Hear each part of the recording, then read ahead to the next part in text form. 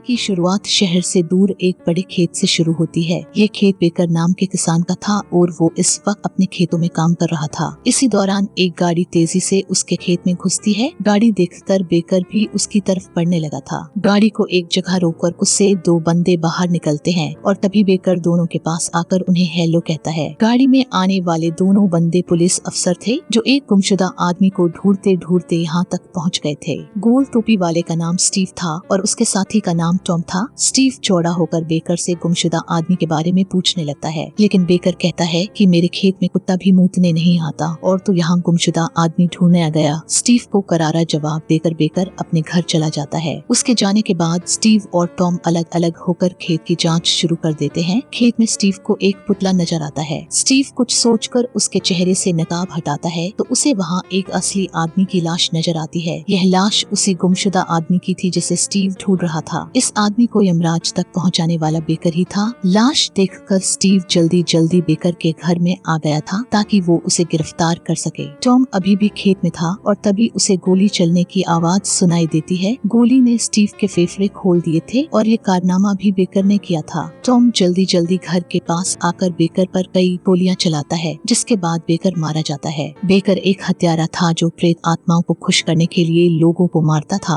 अब कहानी कई सालों बाद शुरू होती है। स्मिथ नाम का लड़का एक सस्ते वकील के पास बैठा था। वकील उसे बताता है कि तुम्हें गोद लिया गया था और कल तुम्हारे असली बाप की मौत हो चुकी है। अपने असली बाप के बारे में सुनकर स्मिथ को काफी बुरा लगा था। उसे पता था कि उसे गोद लिया गया था, लेकिन वो एक बार अपना असली घर देखना चाहता था। स्मिथ के असली बाप ने अपनी सारी जायदाद स्मिथ के नाम कर दी थी क्योंकि स्मिथ उसका इकलौता बेटा था। कुछ दिनों बाद एक गाड़ी करियाना स्टोर के बाहर रुकती है। इस गाड़ी में कुछ नौजवान थे जो वीकेंड मनाने शहर से दूर जा रहे थे। सुनहरी बाल और खूबसूरत चेहरे की मालकिन का नाम सोफिया था। सोफिया इस वक्त पामिला से बातें कर रही थी। शहर से दूर बने इस करियाना स्टोर का मालिक डेविड था। अलेक्स उसके पास आकर उससे बाथरूम के बारे में पूछता है। अलेक्स के साथ उसकी लवर टीना भी अंदर आ चुकी थी। अलेक्स बाथरूम करने चला जाता है और टीना स्टोर का सामान देखने लग जाती है। ये लोग यहाँ तरोताजा होने के लिए ही रुके थे। बाहर स्मिथ अपने दोस्तों के साथ नक्शा देख रहा था। जब उसे नक्शा समझ नहीं आता तो वो सीधा डेविड के पास आकर बेकर फार्म के बारे में पूछता है। डेविड उससे पूछता है कि तुम वहाँ क्यों जाना चाहते हो। इस पर स्मिथ बताता है कि बेकर उसके दादाजी थे और अब वो ही बेकर फार्म का मालिक है। स्मिथ की बात सुनकर डेविड हैरान हो गया था।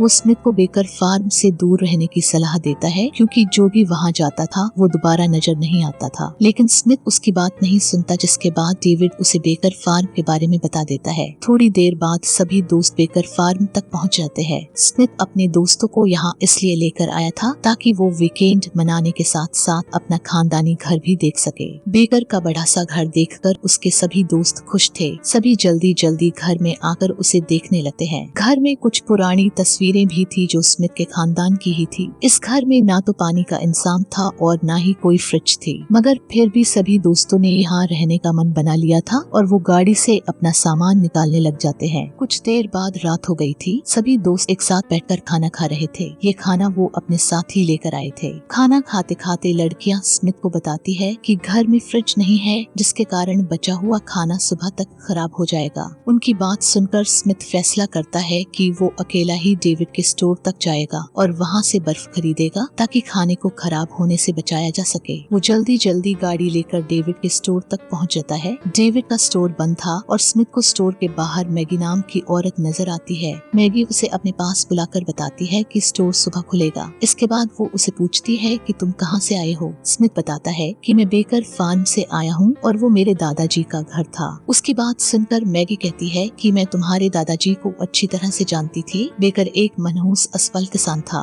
वो जब मक्के की खेती करता था तो सरकार मूली महंगी कर देती थी और जब वो मूली की खेती करता था तो सरकार मक्के को महंगा कर देती थी। बार बार फसल खराब होना और ऊपर से सरकार की गलत नीतियों के कारण बेकर टूट गया था। उसके अंदर लोगों के लिए गुस्सा भर गया था। सरकार और लोगों से बदला लेने के लिए वो प्रेत आत्माओं को पूजने लगा था। स्मिथ को मैगी की बातों पर यकीन नहीं होता और वो वहाँ से जाने लगता है। जाते जाते वो जैसे ही मैगी की तरफ देखता है तो उसे मैगी कहीं नजर नहीं आती। मैगी एक भूत थी जो स्मिथ को बेकर की जानकारी देकर गायब हो गई थी। कुछ देर बाद स्मिथ खेत में वापस आ चुका था और उसे खेत में एक पुतला नजर आता है। ये पुतला बिल्कुल असली लग रहा था, जिसके कारण स्मिथ उसका नकाब हटाने का फैसला करता है। वो जैसे ही अपना हाथ आगे बढ़ाता है तो उसका हाथ किसी नुकीली चीज से टकराकर जख्मी हो जाता है। स्मिथ के जख्मी हाथ से खून निकलने लगा था। वो पुतले को वैसे ही छोड़कर वहाँ से चला जाता है, लेकिन उसके जाते ही नीचे गिरे खून में हलचल होने लगती है। अगले दिन सुबह उठकर सभी दोस्त चाय बीड़ी पीते हैं। इसके बाद 3 दोस्त घर के पास बने स्टोर को देखने आ जाते हैं। स्टोर में दोनों लड़के और टीना पहुंच चुकी थी।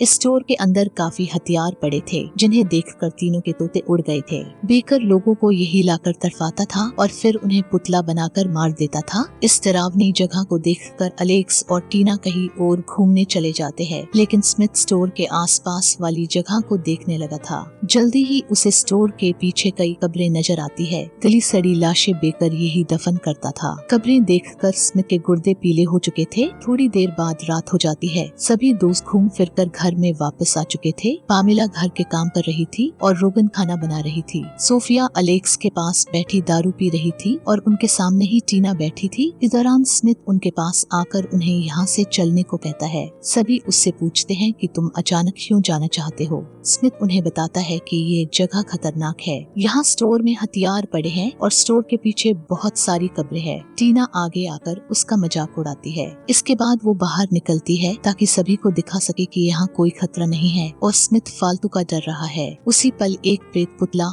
उसे पीछे से मार देता है, जिसके बाद सभी दोस्त डरकर घर में घुस जाते हैं। अब सभी भागने के लिए पीछे का दरवाजा खोलने ही लगते हैं कि वहाँ भी पुतला आ जाता है। उसे बाहर ही रोकने के लिए अलेक्स दरवाजे के सामने बैठ जाता है, लेकिन पुतला चाकू मारकर उसका कंधा ही जख्मी कर देता है। पुतले के वार ने अलेक्स की चाल बदल दी थी। इन लोगों पर पुतलों की आत्माओं ने हमला किया था। बेकर जिन लोगों को पुतला बनाकर मारता था, उन लोगों की आत्मा जाग चुकी थी। यह सारा खेल स्मिथ के खून के कारण हुआ था जब वो जमीन पर गिरा था। आत्माओं ने तब जागना था जब बेकर का खून जमीन पर गिरना था और स्मिथ की रगों में बेकर का ही खून दौड़ रहा था। अब सभी दोस्त यहाँ से जल्दी जल्दी भागना चाहते थे, लेकिन गाड़ी की चाबी टीना के पास थी और उसे पुतले ने रगड़ दिया था। स्मिथ फैसला करता है कि वो और पामेला लाश को खोजेंगे और फिर उसकी जेब से चाबी निकाल लेंगे। इसके बाद वो जैसे ही बाहर आते हैं तो उनकी नजर टीना की लाश पर पड़ती है। पुतले ने लाश काटकर खेत में खड़ी कर दी थी। स्मिथ और पामेला हिम्मत कर लाश के पास आ जाते हैं। रोगन और सोफिया ने अलेक्स को संभाल रखा था। काफी कोशिशों के बाद स्मिथ को चाबी मिल जाती है, लेकिन तभी एक पुतला उन पर हमला कर देता है। उधर दूसरा पुतला भी अलेक्स और लड़कियों पर हमला कर देता है, लेकिन तीनों बचकर वहाँ से भाग जाते हैं। पामेला पहले ही भाग चुकी थी और स्मिथ भी बचकर भाग जाता है। अलेक्स और दोनों लड़कियां भागते भागते स्टोर में आ चुके थे। पामेला भी एक जगह छुपी हुई थी, लेकिन जल्दी ही एक पुतला उसे पकड़ लेता है। थोड़ी देर बाद रोगन फैसला करती है कि वो बाहर जाकर स्मिथ को ढूंढेगी और सोफिया अलेक्स का ख्याल रखेगी। रोगन के मुताबिक वो स्टोर में ज्यादा देर तक सुरक्षित नहीं थे। उसकी बात मानकर सोफिया और अलेक्स ऊपरी हिस्से में आ जाते हैं। अब रोगन जैसे ही जाने लगती है तो एक पुतला उसे भी खींचकर मार देता है। उधर स्मिथ एक छोटे से केबिन में छुपकर तारों से पंगा ले रहा था। वो पुतलों को करंट लगाकर मारना चाहता था। इसी बीच एक पुतला केबिन में घुस जाता है, लेकिन इस बार स्मिथ फुर्ती से काम लेता है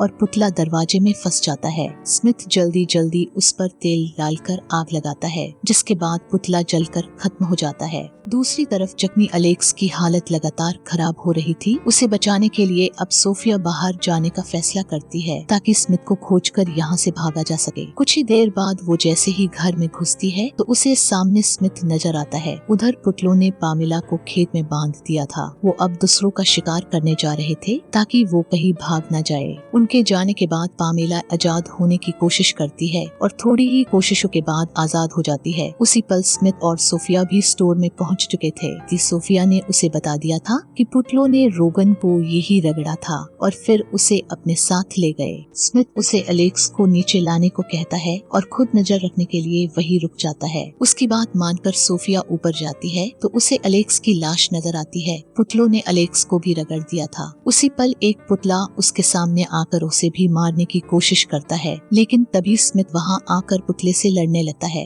वो पहले पुतले के पैर पर वार करता है और फिर उसे बीच से काट देता है। इसके बाद दोनों पामेला को ढूंढने का फैसला करते हैं, क्योंकि वो उसे यहाँ अकेला नहीं छोड़ सकते थे। उधर पामेला रोगन की लाश तक पहुँच गई थी और तभी स्मिथ भी उसके पास पहुँच जाता है। रोगन की लाश देखकर सभी हैरान थे। इसी बीच आखिरी बचा पुतला पीछे से वार कर पामेला को मार देता है, जिसके बाद सोफिया और स्मिथ डरकर भाग जाते हैं। भागते भागते स्मिथ एक पुरानी मीनार में घुस जाता है और उसका पीछा करते करते पुतला भी वहां पहुंच जाता है। स्मिथ ने इस बार भी पुतले को जलाने की योजना बना ली थी। वो जैसे ही बाहर निकलता है तो सोफिया फायर गन चलाकर पुतले को आग लगा देती है। कहानी के आखिर में स्मिथ और सोफिया जिंदा बच गए थे। हमारी वीडियो देखने के लिए धन्यवाद।